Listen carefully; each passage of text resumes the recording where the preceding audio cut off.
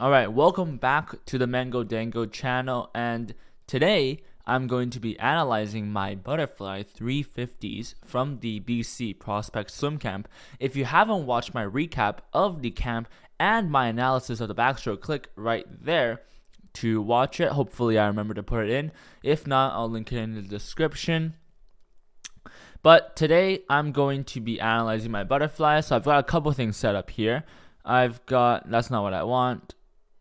Yeah, there we go. So I've got the YouTube video that I posted like a couple hours ago, Raymond's buttery fly, and I'm just going to be watching this and giving you some of my thoughts, and I have my stats here. So actually, let's just add a little bit of a 9 there, and you can see. Don't pause right here just to look at them. I'll cover it all. But let's just get started with our first 50. Yeah, so actually, I should say before this is what we did. We did 350s. One is easy, one is moderate, and one is strong. So obviously, your descending time. And I'm just going to be talking about, some of the stats, my technique, what I think I could work on and bring to training and meets in the future. So, I go. And already you can't really tell, but there was a bit of an undulation and streamline. So that's like the first thing I noticed. And as we start the stroke here, obviously this is the easy one. So this is not what I look like when I'm going fast. But I can tell that if I go here, you can see that when I enter, my hands are not really pointed down. Because in butterfly, you want to kind of enter like this. So you can have a good pull and then finish through. Here you can see I'm kind of entering too wide. And I'm entering like this. So that's not really what you want to do. So that's just one thing. I go. Kick is okay. Maybe it could be a bit stronger on the, upside. But I'm going. And unfortunately, I didn't have the underwater video just because the underwater camera broke. I did have it for backstroke though, so that was really lucky. This is just what we have to work with. All right, final time, 36.093. If we go to the stats here, we can see that, let's look at our stroke rate. Okay, so 42.9 and 43.8. That's around like a 200 pace because the 200 world class stroke rates are around 40 to 50, mid 40s. So that's basically the pace you want to hold for a 200. And I'm 200 fly gives me terror in my heart because that was really tiring what I just did. And I can't imagine holding that for a 200. My stroke rate probably drops down to a 2. All right. And distance per stroke, 1.66. And 1.78. I don't know how I got faster on the second 25. But you can see my splits there. I'm not going to read it out because I don't want to. And we went 10 meters underwater. So, I'm not going to say that much for each one. I'm mainly focusing on the technique part, but here we go. Second 50. Legs could be a little bit, closer together on the underwater kicks and the kick in general. You can see it's very clear representation of what I was talking about. Hands are entering wide and in the wrong position, so that's definitely something to be thinking about. Just coming in, entering like this. Just go. And the second thing I want to touch upon that's major is, let me just take one more breath, pause here. You can see here, right, my body line is kind of going like this right now, but that's not what I'm focused on. The thing I'm focused on right now is my head. It's up, obviously, for breathing, but it goes down too slowly. So actually, it should go down a little bit quicker in order for it to not create drag in the water. The head has to go down a little bit quicker. So yeah, hand enter and head drop down a little bit quicker.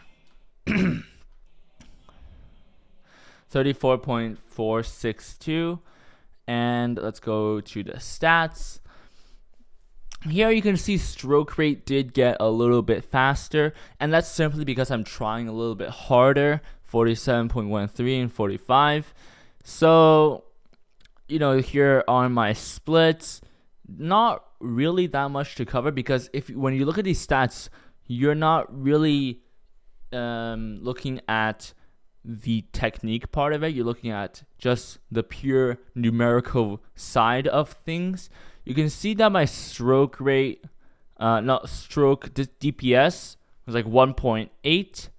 So it's like 1.8 and 1.78. So definitely Butterfly has a higher DPS than backstroke and freestyle. That's just because it's a longer stroke, as with breaststroke.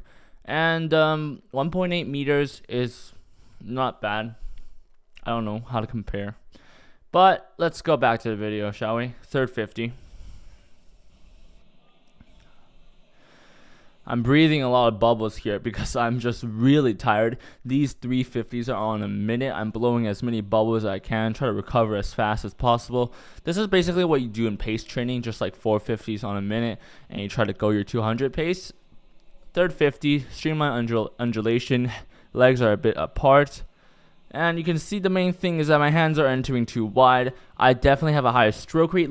Oh, hold on. I didn't even notice. But my leg seems to not be in sync. Seems to not be together. Something's happening here. You can see in this frame. Something's happening with that. But maybe that's only what happens when I go fast, when I try harder. But definitely kick effort is a lot stronger, and my head is still entering too late. I do have a breathing pattern of every other 2. Again, I didn't really have that much analysis because I'm not underwater, so I can't see that much. By the way, final time of 31.358. Like, because I'm not underwater, because the camera's not underwater, I can't really see that much just from above.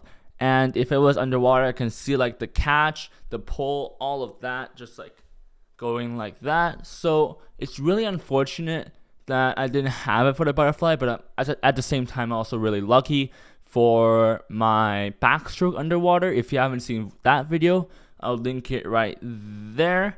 And it's a shame because I think my butterfly is one of the strokes that I need work on, and I just wasn't able to get it filmed underwater. Hopefully next year I make the prospects team and get it filmed. Anyways, that's not what I want to click on. What am I doing? Okay. Here are the stats. You can see stroke rate went insane here, 51.36 and 50. This is basically the stroke rate for 100 or like 50 meters racing, sprinting basically, and you want to keep it above 50 if you want to race for butterfly. Distance per stroke does get dropped because your stroke rate is so high, but you can see it's comparable to the first one. So actually the difference, this is interesting to see, the difference between the first 50 and the third 50 is that the stroke rate increases, but the DPS stays the same. You can see 1.66, 1.65, 1.78, and 1.66. So even lower of a DPS, you still went a lot faster. Here are my splits, and basically that's about it. Because like I said, if it's not underwater, I can't really look at it that much. Backstroke one is a lot more in-depth. If you haven't watched that one, go watch it. And yeah, that's going to be it for today's Mango Dango channel. I'm going to be announcing something in a short moment.